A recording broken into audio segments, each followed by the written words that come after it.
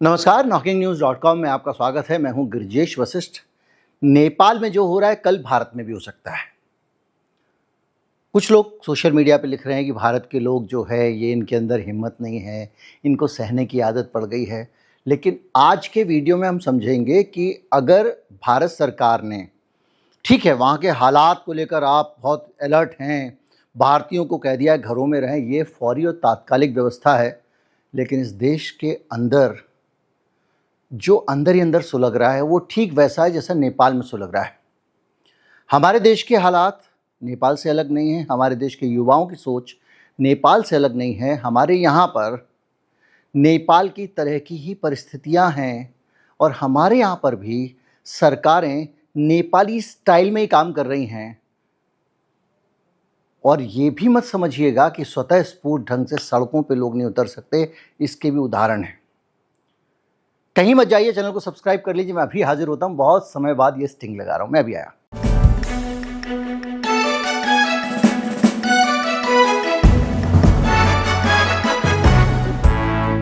सबसे पहले हम नेपाल का अपडेट ले लेते हैं। नेपाल के बारे में सबको जानकारियां हैं, सब अखबार भी पढ़ चुके होंगे। लेकिन अभी जो डेवलपमेंट हुआ है वो ये हुआ है कि वहाँ के प्रधानमंत्री को इस्तीफा देना पड़ा है, वहाँ के राष्ट्रपति को इस्तीफा देना पड़ा है। वहाँ के संसद भवन में वहाँ की जनता ने आग लगा दी है कि ऐसी संसद की हमको ज़रूरत नहीं है। वहाँ के मंत्रियों को सड़कों पे घसीट घसीट के पीटा जा रहा है, लातें मार मार के वहाँ के मंत्रियों को सड़कों पे पीटा गया है। बहुत सारे मंत्रियों को हेलीकॉप्टर के ज़रिए एयरलिफ्ट करा के निकाला गया है और एक साथ बहुत सारी चीज़ें वहाँ पर हो रही हैं जो वहाँ की पूरी लीडरशिप, वहाँ का सत्ता तंत्र उसके खिलाफ गुस्से से भरी हुई हैं। इस बीच में एक रैप स्टार जो है वहाँ का, उसको वहाँ के युवाओं को भा गया है और ये माना जा रहा है कि वो अगला प्रधानमंत्री बन सकता है। ये पूरा जो घटनाक्रम हो रहा है इसके पीछे बहुत सारी कॉन्स्पिरेसी थ्योरीज चल रही हैं जो सही भी हो सकती हैं, गलत भी हो सकती हैं। एक तत्व ये है जो कहता है कि नेपाल भारत से और चीन से नज़दीकी बढ़ा रहा था। अभी हाल में चीन के प्रधानमंत्री नेपाल की यात्रा करने के लिए गए थे और अभी हाल में नेपाल के प्रधानमंत्री यात्रा करने चीन गए थे और वो भारत की यात्रा पर भी आने वाले थे। कोई 50 करोड़ डॉलर का एक प्रोजेक्ट, एक फंडिंग चीन की, जब माफ़ कीजिए नेपाल के अंदर अमेरिका की चल रही है। और ये जो सोशल मीडिया पे बैन लगाया गया है इसके पीछे भी एक कारण ये माना जा रहा था कि सोशल मीडिया वहाँ के सीधे आवाम को इन्फ्लुएंस कर रहा था और सरकार के खिलाफ भड़काने का काम कर रहा था। और अमेरिका समर्थित इस सोशल मीडिया को इसीलिए वहाँ की सरकार ने हटाने का फैसला लिया था। इस्तीफ़ा दे दिया है, राष्ट्रपति ने इस्तीफ़ा दे दिया। इसके बावजूद वो ये कह रहे हैं कि हम अपने फैसले पर कायम हैं और हम इसको पालन करेंगे और मानेंगे। नेपाल का जो राजा है उसके ऊपर आरोप है अपने पूरे खानदान की हत्या का। ये हम सब जानते हैं, कोई जांच नहीं हुई, कुछ नहीं हुआ, क्योंकि राजा सबसे ऊपर है वहाँ पे, इसलिए उसके खिलाफ कोई जांच नहीं हुई। और ये एक लंबे समय से वहाँ माहौल बनाया जा रहा था कि नेपाल के राजा को आप वापस लेके आ जाओ। और वो नेपाल का राजा अंदर अंदर बहुत सारी लॉबिंग कर रहा था और अमेरिका से बहुत सारी चीज़ों में उसको समर्थन मिल रहा था। और यहाँ तक कि नेपाल की चीन से नज़दीकियाँ भी बढ़ती जा रही थी। और अभी हाल में चीन ने एक बयान दिया था जिसमें कुछ ऐसे इलाके, लिपुलेख जैसे, जो भारत का हिस्सा हैं, उत्तराखंड का हिस्सा हैं, उनको चीन ने नेपाल का बता दिया था। हमारी सरकार ने चुप्पी साध ली थी, किसी पे कोई चर्चा नहीं हुई थी, आपको भी नहीं पता होगा अभी इसी SCO समिट में। खैर, अब ये जो पूरी सिचुएशन है, इस सिचुएशन में देख के ऐसा लगता है कि अमेरिका को ये लग रहा था कि नेपाल अगर चला गया तो दिक्कत हो जाएगी, इसलिए चीन और भारत के बीच में अपना जुगाड़ होना चाहिए। सोशल मीडिया के ज़रिए ये काम बड़े आराम से अमेरिका वहाँ पे कर रहा था और इसीलिए वहाँ की सरकार को लगा कि इसको बंद करना चाहिए, सीधे बंद कर नहीं सकते। तो उन्होंने कहा कि आप लोग रजिस्ट्रेशन कराएं, लाइसेंस लें, वगैरह वगैरह। और जब सोशल मीडिया ने नहीं लिया, सोशल मीडिया कंपनियों ने इग्नोर कर दिया, तो वहाँ की सरकार ने उसको बैन कर दिया। ये कहानी एक है, एक पहलू है जो काफ़ी हद तक अमेरिका की पुरानी हरकतों को देखोगे, अगर आप पुराना हिसाब किताब आप अमेरिका का देखेंगे तो आपको लगेगा कि ये कहानी 16.25 आने सच दिखाई देती है। लेकिन हम इसको थोड़ा सा अलग देखें। एक बात याद रखिए, आग कोई तभी लगा पाएगा जब आपके पास में बारूद होगा। जब आपका समाज ज्वलनशील होगा तभी कोई उसको भड़का पाएगा, उसमें आग लगा पाएगा और आपके तंत्र के खिलाफ उनको इस्तेमाल कर सकेगा। अगर मान लीजिए एक छोटा सा उदाहरण, मैं आपको बोलता हूँ जाके फला आदमी को गुस्सा मार दो, आप कहोगे पागल समझाए क्या? लेकिन अगर मैं कहूँगा कि वो आदमी रोज शाम को खड़ा होकर आपको गाली देता है, घूसा मार दो, मैं तुम्हारे साथ खड़ा हूँ, तो आप शायद इसके लिए तैयार हो जाएं। और अगर मैं आपको कहूँ कि आपके जीवन के सारे दुखों का कारण ये आदमी है, इसको जिस दिन आप घूसा मार दोगे उस दिन सब ठीक हो जाएगा, और मैं आपको गिनाऊँ कि आपकी ज़िंदगी कैसे इसने नरक की हुई है, आपका भविष्य अंधेरे में दिख रहा है, तो आप इस काम को और ज़्यादा अच्छी तरह से करेंगे। तो समाज में वो परिस्थितियाँ होनी चाहिए, वो अनुकूल परिस्थितियाँ होनी चाहिए जिनके चलते समाज का युवा सड़कों पर आए, समाज के युवा का गुस्सा भड़के और वो काम करे। तो आप भले ही किसी को दोष दे लो, लेकिन आपकी जो इंटरनल कमी है जब तक वो होगी तभी जन आंदोलन का मौका मिलता है। हमने बांग्लादेश में देखा, हम आएंगे भारत में किस तरह की कमियां हैं, बहुत साफ बात करेंगे आज, और नेपाल से मिला के करेंगे। हमने देखा बांग्लादेश में वहाँ की सरकार लोकतंत्र की हत्या कर चुकी थी, खुलकर दोस्ती यारियां चल रही थी, मोदी जी के दोस्त को ठेके ये वो तमाम चल रहा था, और यहाँ तक कि चुनावों में धांधली पकड़ी गई थी, उसकी बहुत सारी धांधली के आरोप लगे थे जो एक्सपोज हो गए थे। आज शेख हसीना भारत में मारी मारी घूम रही हैं, और उनके खिलाफ वहाँ का युवा इसलिए खड़ा हुआ है क्योंकि वहाँ भ्रष्टाचार बहुत बड़ा मुद्दा था। भारत में भी हमने देखा रिजीम बदला, कैसे बदला, मनमोहन सिंह सरकार के खिलाफ भ्रष्टाचार का मुद्दा था। श्रीलंका में भी आर्थिक हालत खराब थे। यानी कुल मिला के मैं बहुत सारे उस पर जाऊंगा, तो सारी जगहों पर जब इंटरनल हालात खराब होते हैं, आंतरिक परिस्थितियां अनुकूल होती हैं, तभी किसी विदेशी शक्ति को हस्तक्षेप करने का मौका मिलता है। आपके घर में आपके बच्चों के साथ में आपके संबंध अच्छे नहीं होंगे, तभी आपके और आपके बच्चों के बीच में कोई तीसरे कैरेक्टर की एंट्री होती है। वो कोई भी हो सकता है, वो आपके खिलाफ भड़का भी सकता है, फिर आप बच्चों को दोष दें, ये दें, वो अलग काउंसलिंग की बातें हैं, उनको मैं अक्सर करता नहीं, मेरा विषय नहीं है उसका।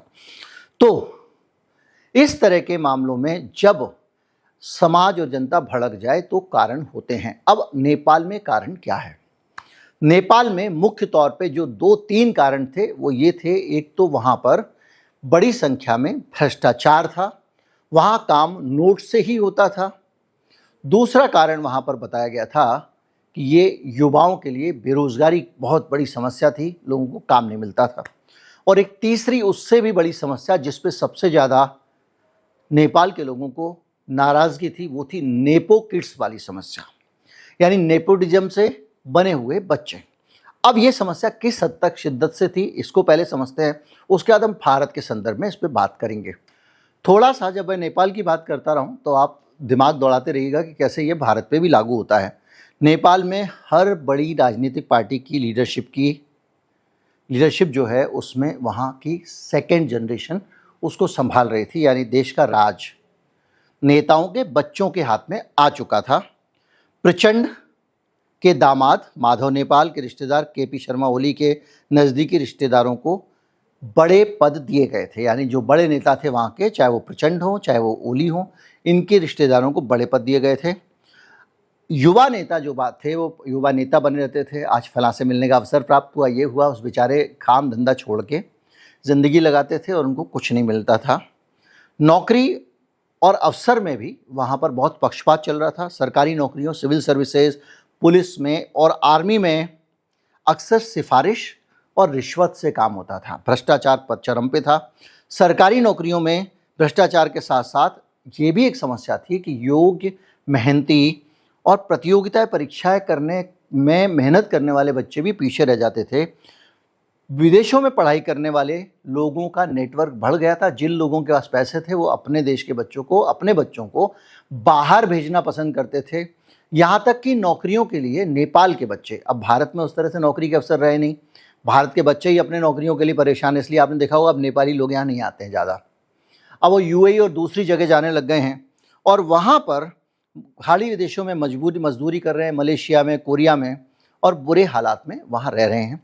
वहाँ पर जो आर्थिक अवसर हैं, धंधे, काम धंधे, यहाँ तक कि एनजीओ, मीडिया और यूनिवर्सिटीज़ में भी कुछ परिवार वहाँ पर काबिज हैं और उन परिवारों की वहाँ पर चलती है।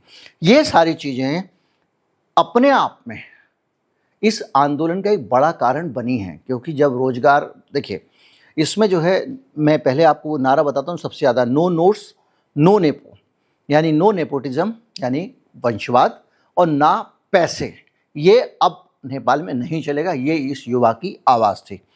अब हम इसको थोड़ा सा दूसरी तरीके से समझते हैं। हम अपने समाज में, हमारा जो वैल्यू सिस्टम है, हम जिस जनरेशन के लोग हैं और आज की जनरेशन के बच्चे भी, आप जीवन में सुरक्षा, जो सिक्योरिटी होती थी, देखिए जो कुछ भी बनता है, हमारी सामाजिक आर्थिक परिस्थितियां जो समाज की होती हैं उनके कारण बनता है। सारे कल्चर, सारी चीज़ें, ये एक कड़वा सच है। हम सब ने एक उस जिंदगी को, दौर को देखा जब राज्य जो है वो जनता के प्रति रिस्पॉन्सिबल होता था और जनता को स्थायी, बेहतर और अच्छे अवसर उसके परिवार को चलाने के देता था। और कम से कम सरकार जब अपने किसी कर्मचारी को रखती थी तो उसका जीवन स्तर सरकार बेहतर करने की और रखने की कोशिश करती थी। किसी को बिला वजह छोटे मोटे कारण पे नौकरी से निकाला नहीं जाता था। एक बार बाबूजी सरकारी नौकरी करते थे तो रिटायर होके ही निकलते थे, और रिटायर होके जब निकलते थे तो जब तक काम करते थे तब भी उनके पास घर वर की सुविधा होती थी, और जब निकलते थे तो एक मकान वो अपना बना सकते थे, कुछ बच्चों की शादी कर सकते थे। एक सेटल्ड लाइफ उस जनरेशन की होती थी। और धीरे धीरे करके आज की जनरेशन कहाँ पहुँच गई है, इसका पिज़्ज़ा उसके घर पहुँचा दो, ये पहुँचा दो, यानी ये जो एक नई गैग इकोनॉमी है उसके जॉब्स तक मामला पहुंच गया। रैपिडो पे, मोटरसाइकिल पे बैठा के किसी आदमी को एक से दूसरी जगह पहुंचा रहे हैं। 20-30 रुपया ले लिया, उसमें 5 रुपये की कमाई हो गई, 10 रुपये की कमाई हो गई। आप सोचिए हमारा अपना जो देश है वो कहाँ पहुंच गया है। इस बीच में जो हम लोग पुराने लोग हैं, हम लोगों की जनरेशन में एक परसेप्शन है कि भैया बच्चा है, पढ़ेगा लिखेगा तो कुछ बन जाएगा, इंजीनियर बना दो लाइफ सेट हो जाएगी, डॉक्टर बना दो लाइफ सेट हो जाएगी। अब क्या है, इंजीनियर के पास नौकरियां हैं? नहीं हैं। बड़ी संख्या में इंजीनियर बेरोजगार हैं। 2 दिन पहले ही मैंने आपको बताया था कि किस तरह से IIT IIM करने वाले युवा भी आत्महत्या कर रहे हैं, और बेरोजगारी के कारण आत्महत्या करने वाले युवाओं का एक बड़ा नंबर भारत में है। हमने बहुत सारी इसमें आंकड़े लिए थे, 1-2 दिन पहले का वीडियो आप निकाल के देख लीजिएगा, दोनों में से किसी एक चैनल पर मिल जाएगा आपको। तो स्थितियाँ ये हो गई। डॉक्टर्स की हालत ये है कि अगर आपने अपने बच्चे को किसी तरह से मेडिकल कॉलेज में PMT करके, कुछ करके, CPMT वगैरह जो भी होता है उसको करा दिया, उसने MBBS कर भी लिया, तमाम सारी विपरीत परिस्थितियों में रह के, वहाँ पर भी बहुत सारी चीज़ें हैं मेडिकल कॉलेजेस के अंदर, तो फिर उसको कोई पूछेगा नहीं। आज भी MBBS डॉक्टर की फीस 200-300 रुपये मिलती है उसको। फिर उसको करना पड़ता है PG, जिसके लिए एडमिशन नहीं मिलता। और अगर आप प्राइवेट हॉस्पिटल के प्राइवेट यूनिवर्सिटी में जाओगे तो 50 लाख रुपया, 60 लाख रुपया 3 साल का कोर्स कराने के। और अगर आपने जो है और जाके डॉक्टरेट वगैरह की, आजकल तो उसकी भी डिमांड हो गई है। आदमी जो यहाँ का अनपढ़ से अनपढ़ आदमी है, अगर कान में खुजली हो रही तो कहेगा ENT वाले को दिखा लो, गले में कुछ रहा ENT वाले को दिखा लो। सब स्पेशलिस्ट के पास जाना चाहते हैं।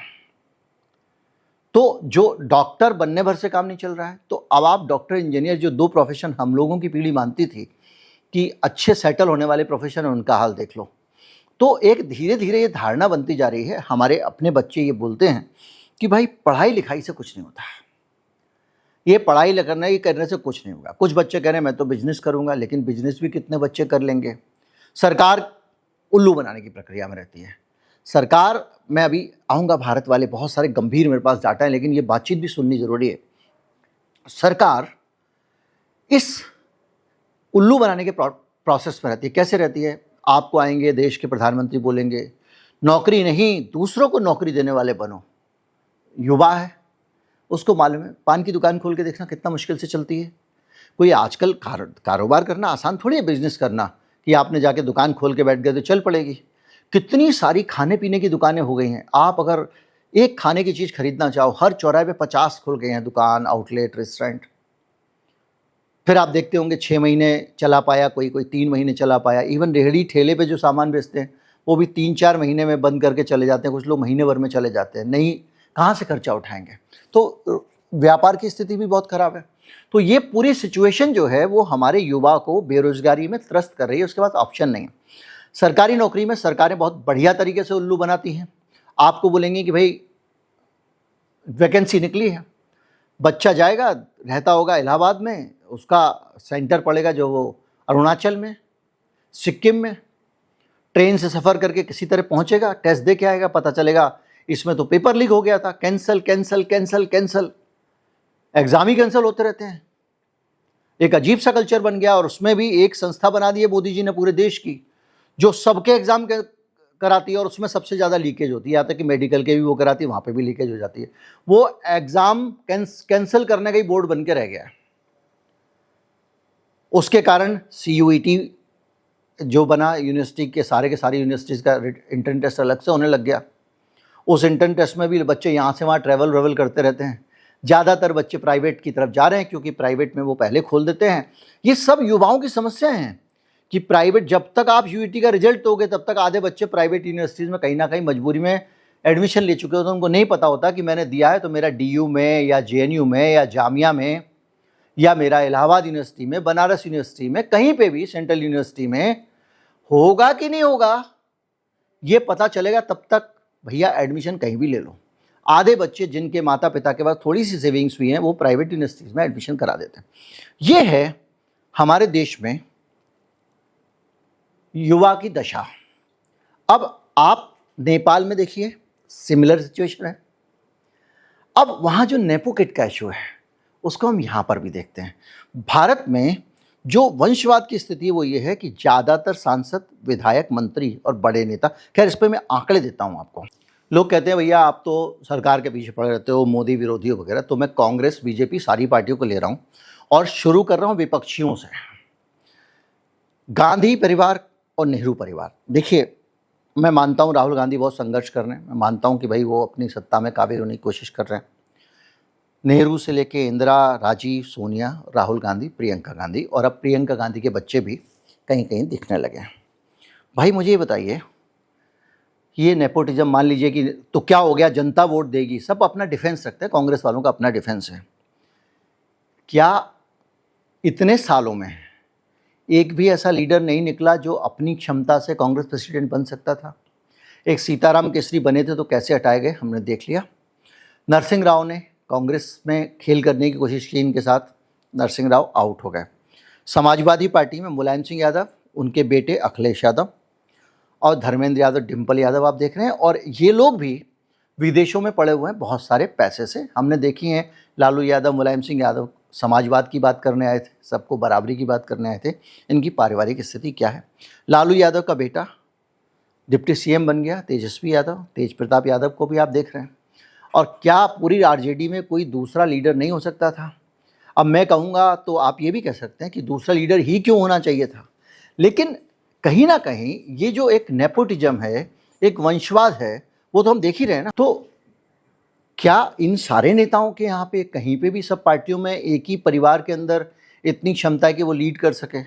माना लोग चुनते हैं, सब चमचागिरी कल्चर है पार्टियों के अंदर, जो भी वजह हो, लेकिन बाहर बैठा जो युवा है, जो एक क्लर्क की नौकरी के लिए, एक TT की नौकरी के लिए, एक हेल्पर की नौकरी के लिए संघर्ष कर रहा है, वो ये देख रहा है कि भाई मैं क्यों नहीं हूँ उस जगह पे, मैं क्यों नहीं हो सकता।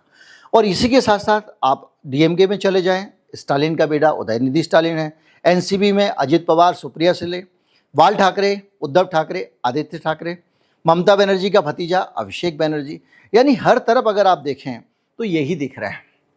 अभी मैं दूसरी तरफ भी आऊँगा, दूसरी पार्टियों की तरफ भी आऊँगा। ADR, association for democratic research जो है, उसकी रिपोर्ट दिखाती हैं कि 2019 के लोकसभा चुनाव में 30 से 35% सांसद किसी ना किसी के वंशज थे, यानी जो नेपोटिज्म है, नेपो किड्स थे ये लोग, जिनके खिलाफ नेपाल में प्रदर्शन हो रहा है। यानी आपके यहाँ पे 150 से 170 सांसद ऐसे थे जिनके पिताजी बड़े नेता रहे थे, इसलिए वो बड़े नेता बन गए थे। आप ये लॉजिक दे सकते हैं कि भाई डॉक्टर का बेटा भी तो डॉक्टर बनता है, आप ये लॉजिक दे सकते हैं कि फिल्म स्टार का बेटा भी तो फिल्म स्टार बनता है, लेकिन वो भी नेपोटिज्म है।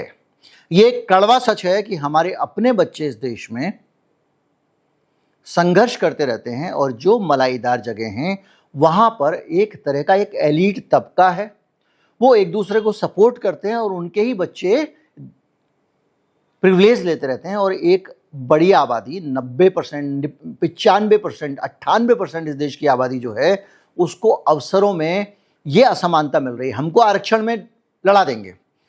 मान लीजिए 100 कुत्ते हैं, 50 बोटी आपने फेंकी तो क्या होगा? आपस में लड़ेंगे ना। नौकरी हमारे लिए बोटी है, हम 1 मिनट के लिए कुत्ते ही सही, वो हमारे सामने फेंक देते हैं। फिर हमको क्या कहते हैं, नहीं इसको ज़्यादा मिलेगी, उसको कम मिलेगी, और हम उस आरक्षण में उलझ जाते हैं। मैं हमेशा ये कहता हूं कि हमारे लिए ज़्यादा बड़ा मुद्दा होना चाहिए सबको शिक्षा, सबको काम का। हम 80 साल में 70 साल 75 साल तो हमारे आज़ादी के ही हो गए हैं। इतने साल में हम कह रहे हैं हम हाईवे बनाएंगे, एक्सप्रेस वे बनाएंगे, क्योंकि ठेकेदार कल्याण योजना, उसमें ही जो नेताओं के नज़दीकी लोग हैं उनको ठेके मिलते हैं। अलग अलग जगहों पर से पूरा कार्यक्रम चल रहा है और हम देश के युवाओं को रोजगार नहीं दे पा रहे हैं।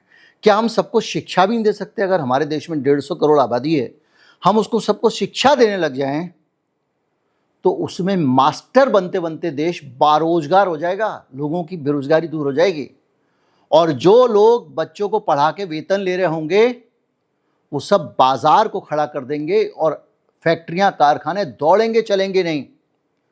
लेकिन उसमें कमीशन नहीं होगा, उसमें उद्योगपति का मजा नहीं आएगा, उसमें ठेकेदार कल्याण योजना नहीं होगी, सत्ताधारी लोगों के 80 पीढ़ी के लिए खजाने नहीं भरेंगे। नेपाल भी ये देख रहा था। सिर्फ नेपो किड्स का मसला राजनीति में नहीं है। राजनीति में मैं आपको बीजेपी वाले आंकड़े बता दूं, वरना आप मुझे पकड़ के बाद में बोलोगे कि भैया आपको अपने ही अपने लोग दिख रहे थे। जय शाह ये प्रतीक है नेपोटिज्म का। जो लड़का 4 लाइनें बोल नहीं सकता वो बीसीसीआई का चेयरमैन है, सबसे ताकतवर खेल के टॉप के प्रशासनिक पद पे है, ना तो उसको खेल की समझ ना प्रशासन की समझ। लगातार आईपीएल वगैरह पे उसका एक असर है, बोर्ड की पॉलिसीज बनाता है और सत्ता से उसको सीधा फायदा मिलता है। आज भी क्रिकेट कंट्रोल बोर्ड इस देश के एलीट तबके के आपसी नेक्सस के कारण टिका हुआ है और इसीलिए जो एलीट लोग अपने अपने लोगों को बिठाते रहते हैं, बोर्ड पर कब्जा बनाए हुए हैं। अन्यथा वो बोर्ड एक गैर कानूनी संस्था जैसा दिखाई देता है, क्योंकि उस पर इस देश की सरकार का कोई नियंत्रण नहीं, आरटीआई नहीं हो सकती, उस पर कुछ नहीं हो सकता। एक प्राइवेट कंपनी है वो, उसके बावजूद वो इतनी पावरफुल है। राजनाथ सिंह का अपना बेटा पंकज सिंह विधायक, सीधे टिकट मिल जाता भैया। युवा मोर्चा में थे अनुराग ठाकुर, प्रेम कुमार ठाकुर का बेटा, सीधे टिकट मिल रहा, चुनाव जीत रहे हैं। अब आप कहेंगे भाई वो तो कर रहे हैं, चुनाव तो लड़ रहे हैं। अरे भाई इस देश में चुनाव कैसे लड़ा जाता है हमको भी पता है। और ये जो है उन पर कन्फ्लिक्ट ऑफ इंटरेस्ट के आरोप भी लगे हैं, बीसीसीआई में भी वो रहे हैं। अर्जुन मेघवाल, दुष्यंत गौतम, इन सब के बेटे एक साथ एक लंबी पीढ़ी नबी पूरी की पूरी पॉलिटिशियंस की है। बीजेपी में भी जब मैं कह रहा हूँ कि 170 30 से 35% सांसद अगर खानदानी वाले हैं तो इससे अंदाज़ा लगा लीजिए। ब्रिजभूषण शरण सिंह का लड़का भी आगे आ गया, सबके लड़के हैं। वसुंधरा राजे का लड़का, शिवराज सिंह का लड़का, निशिकांत दुबे का लड़का विदेश में पढ़ रहा है। ये सारे बड़े नेता, इनके सबके बच्चे विदेश में पढ़ते हैं। और मैं अगर लिस्ट पे जाऊंगा तो 100-150 की लिस्ट हो चुकी है तैयार। मैंने कहा मैं पढ़ूंगा तो वैसे ही भाग जाएंगे, वीडियो लंबा हो रहा है। अब आप सोचिए कि हर फील्ड में ये नेपोटिज्म चल रहा है। दूसरा, हम भारतीय लोग भी थोड़ा ना पुरातनपंथी हैं। भाई क्या हो गया, उसका बेटा नहीं बनेगा तो मेरा बेटा बनेगा। अरे ये गलत है, ऐसा भले ही होता है। देखिए बॉलीवुड में करण जौहर ने लगातार ये कहा कि वो तो हम जो है स्टार किड्स को ही लॉन्च करते हैं, आलिया भट्ट, वरुण धवन, जानवी कपूर, अनन्या पांडे। क्या बाकी लोगों को एक्टिंग नहीं आती? दिल्ली में जाइए मंडी हाउस पे, एक से एक एक्टर आपको टहलता हुआ मिल जाएगा। आप पूरा का पूरा एक नेपोटिज्म का केस देख लीजिए। देखिए कपूर खानदान में पूरा का पूरा ऋषि कपूर, रणबीर कपूर, भट्ट फैमिली, महेश भट्ट, आलिया भट्ट, पूजा भट्ट, सैफ अली खान, करीना कपूर, उनके बच्चे तैमूर, पहले से ही एकदम पक्का है कि चर्चा में वो जाएंगे। किस तरह से ये नेपो किड की जो बहस है, मैं अभी इस पे आऊँगा कि भारत में लोग कैसे खड़े हो सकते हैं। ये बहस सुशांत सिंह राजपूत केस में बार बार हुई, सामने तमाम सारी चीज़ें आई, क्योंकि सुशांत सिंह राजपूत आउटसाइडर थे, उनको बहुत ज़्यादा संघर्ष करना पड़ा था यहाँ इंडस्ट्री में टिकने के लिए। और ओटीटी से भी जो ऑप्शन आए थे वहाँ पर भी अब लोग जा गए हैं। बिजनेस में जाइए, अंबानी खानदान, अडानी का बेटा करण रानी आ गया है। टाटा ग्रुप में अब देखिए एक ट्रस्ट आधारित कॉरपोरेट है, लेकिन वहाँ पे डायरेक्टर भी वही वंशज आधारित ही होते हैं। आईटी स्टार्टअप, सारी जगहों पे आप देख लीजिए, एसएससी, रेलवे, पुलिस, यूपीएससी तक में धांधली, पेपर लीक की घटनाएं आप देखते हैं, नोट चल रहा है। अब देखिए यहाँ पर आप सोचिए कि 150 से 170 सांसद अगर खानदान वाले हैं तो ये तो एक क्राइटेरिया हुआ। इसके अलावा आप लेन देन भ्रष्टाचार का जो हाल है वो ये है कि जो मेरा विश्वास था कि मेरा बच्चा अच्छे से पढ़ेगा, पढ़ाई लिखाई करो बेटा, कंपटीशन दो, इसके ज़रिए उसका करियर बनता है, इंजीनियर बनने से, डॉक्टर बनने से बनता है, ये विश्वास नई पीढ़ी को नहीं रहा और ये विश्वास टूटता जा रहा है। और नेपाल में इसी विश्वास के टूटने की परिणति इतनी बड़ी क्रांति है, इतनी बड़ी बगावत है, इतना बड़ा बदलाव है। अब ये प्रश्न बनता है कि भारत में क्या ऐसा हो सकता है? हमने बहुत सारे मामलों में लोगों को देखा है और स्वतः स्फूर्त आंदोलन भारत में खड़े होते हमने देखे हैं। देखिए, कुछ ज़्यादा पुरानी बात नहीं है, वीपी सिंह प्रधानमंत्री थे, एक एंटी रिजर्वेशन एजिटेशन हुआ, देश भर के गली मोहल्लों से नौजवान निकले, कोई किसी पार्टी से संबंधित नहीं था, सड़कों पे आए, बच्चों ने जो है आत्मदाह किए, बाकी चीज़ें की। भारत के लोग गांधी में विश्वास रखते हैं, खुद को कष्ट देने की कोशिश की, अचानक निकले थे, उनको कोई निकाल के नहीं लाया था, उनका विरोध था। ये पुरानी बात हो गई। एक ताज़ा उदाहरण देता हूँ, आपको छोटा लग रहा होगा, लेकिन आप देखिए कि किस तरह से पूरे देश में कोविड के टाइम पे प्रोटेस्ट हुए, टीके के खिलाफ लोग लगों पर निकल के आए, एक्टिव रहे सोशल मीडिया पे। सबसे बड़ा उदाहरण अभी सुप्रीम कोर्ट का फैसला था कुत्तों वाला, कुत्तों के खिलाफ जो एक तरफा बहुत खतरनाक फैसला था जिसमें उनको एक साथ एक शहर से बाहर भेज देना था, केवल दिल्ली का मामला था। देश भर में जीव प्रेमी आंदोलित होकर सड़कों पे आ गए। तो अगर कोई ये कहे कि भारत में लोग इस तरह से नहीं आ सकते, गलतफहमी है। एक दिन एक मोमेंटम चाहिए, एक गुस्सा चाहिए। सोशल मीडिया पे लगातार माहौल चल रहा है। इन नेताओं की घटिया हरकतों से हम सब लोग बाज आ चुके हैं, हम सब लोग आज ही जा चुके हैं। हम सब जानते हैं कि इनका स्तर क्या है। राहुल गांधी छुट्टी मनाने जा रहा है तो 2 आदमी यहाँ से भेजे जा रहे हैं उसके साथ में, जो सिर्फ उसकी जासूसी करके फ़ोटो खींच के भेजेंगे, उसको सोशल मीडिया पर डाला जाएगा। सुप्रिया श्रीनेत का उसके पिताजी के साथ फ़ोटो था, उसको निकाल के और उसकी पता नहीं किसी नेता के साथ संबंध जोड़ के उसको एक बीजेपी के बड़े नेता ने वायरल किया। ये ऐसा है, ये वैसा है, मेरी माँ को गाली क्यों दी, और माँ की गाली को मुझे मुद्दा बनाना है राजनीति का, तो मोदी जी ने अपनी माताजी का जो तर्पण होता है गया में वो दोबारा कर दिया, क्योंकि गया बिहार में है और वहाँ चुनाव होने वाले हैं और माताजी को मुद्दा बनाना है, क्योंकि मेरा जो है वोट चोरी वाला मुद्दा दूसरे ने बना लिया, अब उसकी काट निकालनी है। आप सोचिए, जब माताजी का तर्पण असली वाला पहली बार हुआ था तो मोदी जी के पास फुर्सत नहीं थी, उनके भाई ने जाके किया उसी गया में। और हमारे हिंदू शास्त्रों में क्या है, एक बार तर्पण हो गया तो बस उसके बाद कुछ नहीं होता। अब मोदी जी फिर जाके कर रहे हैं उसी, और गया में कर रहे हैं। क्यों? माँ का मुद्दा बनाना है। माता जी को तो जीते जी भी अगर जाते थे मिलने तो फोटो खिंचवाते थे, जाने के बाद भी। खैर, मैं उस पर जाना नहीं चाहता हूँ, लेकिन मैं ये कहना चाहता हूँ कि ये जो पॉलिटिशियंस हैं ये हमको टुच्चे और पर्सनल मसले, पर्सनल आरोप, इसकी बीबी है, इसकी नहीं है, ये शादीशुदा है, कुंवारा है, ये बीबी को छोड़ बैठा है, इसी सब में उलझा के रखते हैं। तुम बीबी को छोड़ो या रखो, तुमने देश को गलत एफिडेविट दिया, ये गुनाह था। आपने पहले एफिडेविट देके कहा कि मैं विवाहित नहीं हूं, उसके बाद में आपने एफिडेविट देकर कहा कि मैं विवाहित हूं, ये अपराध है। और इस सब चीज़ों के अलावा ये अपराध है, ठीक है, पॉलिटिशियन कैसा आदमी है ये जनता को मालूम होना चाहिए, लेकिन मेरे मुद्दे क्या होंगे यार? रोटी, कपड़ा, मकान। 80 करोड़ लोग खैरात के अनाज पे जिंदा है भाई।